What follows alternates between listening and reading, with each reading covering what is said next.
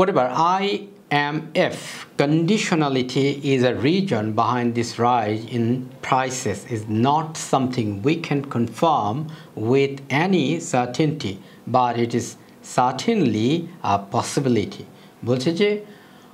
whether IMF অর্থাৎ international monetary যে fund যারা যারা টাকাটা দেয় তাদের যে কন্ডিশনালিটি অর্থাৎ তাদের যে শর্ত এই যে রিজন বিহাইন্ড দিস এটার পিছনে একটা কারণ রাইজ ইন প্রাইসেস অর্থাৎ প্রাইসটা বাড়ার একটা কারণ is not something we can confirm আমরা কনফার্ম হতে পারি না যে এটাই একমাত্র কারণ উইথ এনি সার্টেনটি অর্থাৎ কোনোভাবেই আমরা কোনো নিশ্চয়তাই এইটা কনফার্ম হতে পারি না যে আইএমএফের যে শর্ত সেটাই একমাত্র কারণ but it is certainly a possibility হ্যাঁ এটা অবশ্যই একটা সম্ভাব্যতা সার্টেনলি মানে নিশ্চয়ই আর পসিবিলিটি মানে সম্ভাব্যতা তো তিনি বলছেন যে এটাই যে কারণ মানে আইএমএফের কাছ থেকে লোন নেবে সেজন্য আইএমএফ কোনো সেক্টরে ভর্তুকি দিলে সেখানে লোন দেয় না তো এটাই যে একমাত্র কারণ এটা আমরা কোনোভাবে নিশ্চিত হতে পারি না তবে এটা যে একটা সম্ভাবনা সেটাকে আমরা বলতে পারি যে হ্যাঁ এটা নিশ্চিত but it is certainly a possibility এটা অবশ্যই একটা সম্ভাবনা আছে মানে এটাকে আমরা উড়িয়ে দিচ্ছি না বাট এটাই একমাত্র কারণ এটা আমরা বলতে পারছি না whenever the IMF gives loans to countries it almost always comes with some common conditions and a certain style of crisis management তো বলছে যে whenever যখনই the IMF gives loans অর্থাৎ IMF যখন লোন দেয় টু কান্ট্রিজ যে কোনো দেশেই বা যে কোনো দেশেই তারা যখন লোন দেয় তখন তাদের কিছু কন্ডিশনালস থাকে it almost always comes with some common conditions তারা কিছু কমন কন্ডিশনস নিয়ে আসে and a certain style of crisis management অর্থাৎ দুর্যোগ সময়ে যে দুর্যোগ ব্যবস্থাপনায় কিভাবে করে রাষ্ট্রটা চলবে তার একটা নির্দিষ্ট তারা রোডম্যাপ দিয়ে দেয় ওটা দিয়েই তারা লোনটা দেয় কারণ লোন তখনই দেয় আপনারা জানেন যে ব্যাংক থেকে লোন তাকেই দেয় যে সামর্থ্যবান অর্থাৎ একটা রাষ্ট্রকে লোন দিলাম কিন্তু সে টাকা রিটার্ন আসলো না তাহলে কিন্তু লোনটা আর দেয় না যেমন শ্রীলঙ্কাও কিন্তু ক্রাইসিসের সময় লোন চেয়েছিল আপনার আইএমএফের কাছ থেকে কিন্তু আইএমএফ কিন্তু সেই লোনটা দেয় নাই আর আইএমএফ যদি লোনটা দিত তাহলে শ্রীলঙ্কার পরিস্থিতি আরও কিছুদিন সাস্টেইন করতে পারত তো বাংলাদেশও যে লোনটা দিলে তারা যে রিটার্ন করতে পারবে সেইটার নিশ্চয়তা আগে আইএমএফ চাইবে তারপরেই কেবল লোনটা দিবে আদারওয়াইজ লোনটা দিবে না the same straight jacket is fitted on to every country তাহলে সেম স্ট্রেইট জ্যাকেট এটার অর্থটা আমরা দেখব ইজ ফিটেড সেটা হলো ফিট হয় অন টু এভরি কান্ট্রি অর্থাৎ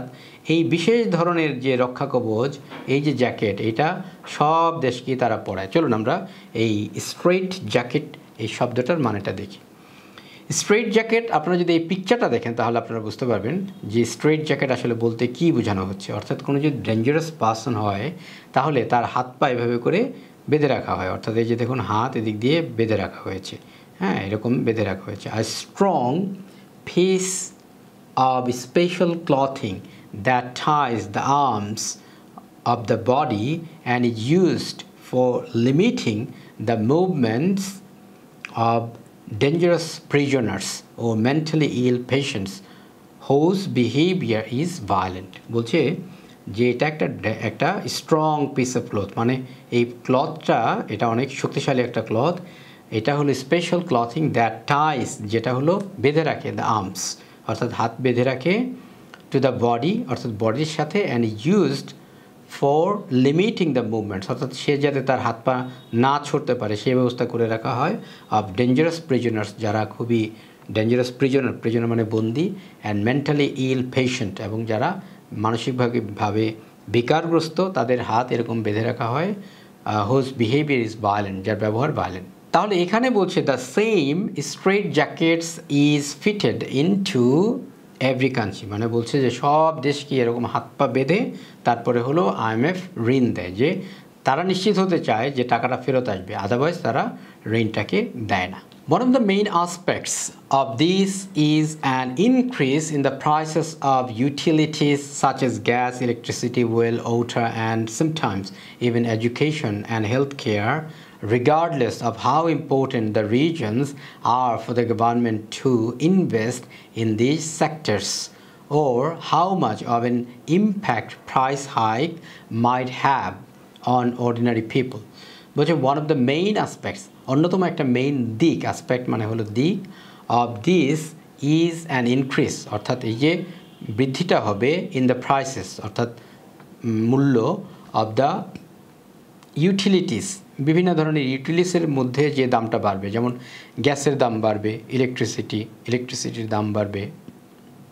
ভোজ্য তেলের দাম বাড়বে, water and sometimes even education, এমনকি এডুকেশনের যে কস্ট সেটাও বাড়বে, হেলথ কেয়ারের মূল্য বেড়ে যাবে। Regardless of how important the reasons are for the government to invest in this sectors, অর্থাৎ এইটা বিবেচনা না করে, regardless of how important the reasons, অর্থাৎ এটা কতটুকু যৌক্তিকতা আছে, আর ফর দ্য গভর্নমেন্ট, সরকারের জন্য, টু ইনভেস্ট, অর্থাৎ ইনভেস্ট করা, ইন দিস সেক্টরস, এই সেক্টরগুলোতে, or how much of an impact price hike might have on ordinary people, or how much of an impact, অর্থাৎ এটার প্রভাব কতটা পড়বে, প্রাইস হাইকস, অর্থাৎ দ্রব্যমূল্য বেড়ে গেলে সেক্ষেত্রে আপনার প্রভাব কতটা পড়বে, might have on ordinary people, অর্থাৎ অর্ডিনারি পিপলের মধ্যে কতটা পড়বে। অর্থাৎ এই সেন্টেন্সটাতে যেটা বলা হচ্ছে সেটা হলো এই প্রাইস হাইকের জন্য, অর্থাৎ এই জ্বালানি তেলের মূল্য বৃদ্ধির ফলে যেটা হবে যে বিভিন্ন ধরনের ইউটিলিটিস যেমন গ্যাস, ইলেকট্রিসিটি, ওয়েল, ওয়াটার এবং এডুকেশন, হেলথ কেয়ার ইত্যাদিতে আপনার কস্টটা বেড়ে যাবে, অর্থাৎ এগুলোর মূল্যটা বেড়ে যাবে। আর আরেকটা প্রশ্ন তোলা হচ্ছে যে সরকার যে এখানে ইনভেস্ট করতে চাচ্ছে এই ইনভেস্টটা কতটুকু জরুরি। দ্বিতীয় কথা হলো সাধারণ মানুষের উপরে যে আপনার এই যে খরচগুলো বেড়ে যাবে এর ইম্প্যাক্টটা, এর প্রভাবটা কিভাবে পড়বে। These conditionalities are imposed in the name of getting rid of fiscal deficits, but the objective is to protect different global capitalist interest. এখানে বলছি যে দিস কন্ডিশনালিটিস, এই যে শর্তগুলো আর ইম্পোজড, এগুলো চাপিয়ে দেওয়া হচ্ছে in the name of getting rid of fiscal deficit, অর্থাৎ ফিসক্যাল মানে অর্থনৈতিক, অর্থ মানে এক বছরের যেই অর্থনৈতিক যে ইয়ারটা থাকে সেটা ফিসক্যাল, অর্থ বছর আর কি, আর ডেফিসিট মানে হলো ঘাটতি। ডেফিসিটের মিনিংটা আমরা দেখবো আরও ক্লিয়ারলি। তারপরে বলছে but the objective is to protect, কিন্তু এটার মূলত অবজেক্টিভ, এটার যে উদ্দেশ্য ইজ, সেটা হচ্ছে two protect different global and capitalist interest. এটা বিভিন্ন ধরনের গ্লোবাল মানে আন্তর্জাতিক সংস্থা এবং ক্যাপিটালিস্ট যারা পুঁজিবাদী রাষ্ট্র বা পুঁজিবাদী সংস্থা, তাদের ইন্টারেস্টই মূলত এখানে রক্ষা করার জন্যই এই শর্তগুলোকে চাপিয়ে দেওয়া হচ্ছে যে আমরা ঘাটতিতে আর থাকবো না। চলুন আমরা ডিফিসিট শব্দটার মানেটা দেখি। ডিফিসিট মানে হলো the total amount by which money spent is more than money received, অর্থাৎ আপনার যত টাকা ব্যয় হয়েছে তার থেকে আপনি যত টাকা পেয়েছেন সেটার পরিমাণ কম, মানে ঘাটতি হলো। তাহলে এখানে যেটা বলছে সেটা হলো যে ফিসক্যাল ডেফিসিট যেটা আছে, অর্থাৎ এক বছরে যে পরিমাণে ঘাটতি থাকে, আপনার সরকারের যে পরিমাণে আয় আছে এবং যে পরিমাণে ব্যয় আছে, অর্থাৎ ব্যয়ের পরিমাণটা বেড়ে গেছে, আয়ের পরিমাণটা কমে গেছে, তো সেইটা থেকে মুক্তি লাভের জন্যই মানে বলা হচ্ছে আর কি যে in the name of getting rid of fiscal deficit, অর্থাৎ এক বছরে যে পরিমাণে সরকারের ঘাটতি থাকে সেখান থেকে মুক্তির জন্যই মূলত এই শর্তগুলোকে মানা হচ্ছে, এরকমটা বলা হচ্ছে। কিন্তু আসলে এটা হলো যারা গ্লোবাল এবং ক্যাপিটালিস্ট যারা কান্ট্রি আছে বা যারা সংস্থা আছে তাদেরই অবজেক্টিভ মানে তাদেরই উদ্দেশ্যটাকে বাস্তবায়ন করা হচ্ছে, এটাই তিনি এখানে বলতে যাচ্ছেন। So it is not illogical to speculate that the Bangladesh government is taking this dangerous decision due to pressure from the IMF. তাহলে এখানে চলুন আমরা স্পেকুলেট শব্দটার মিনিং দেখি, তারপরে আমরা এটার অর্থটা করি। স্পেকুলেট মানে হলো two guess possible answers to a question when you do not have enough information to be certain, বলছে যে আপনি হয়তো গেস করতে পারছেন, টু গেস পসিবল আনসার্স, আপনি হয়তো সম্ভাব্য আনসারটাকে গেস করতে পারছেন, টু আ কোয়েশ্চেন অর্থাৎ একটা প্রশ্নের, when you do not have enough information, যখন আপনার কাছে পর্যাপ্ত তথ্য নাই, টু বি সার্টেন অর্থাৎ নিশ্চিত হওয়ার মতো। তাহলে তিনি এখানে বলছেন so it is not illogical, এটা ইলজিক্যাল হবে না, টু স্পেকুলেট মানে টু গেস, অর্থাৎ আমি যদি এখানে গেস করি, আমি যদি এখানে অনুমান করি তাহলে সেটা হয়তো ইলজিক্যাল হবে না, সেটা হয়তো ভুল হবে না, that Bangladesh government is taking this dangerous decision, Bangladesh সরকার এই যে বিপজ্জনক সিদ্ধান্তটা নিচ্ছে,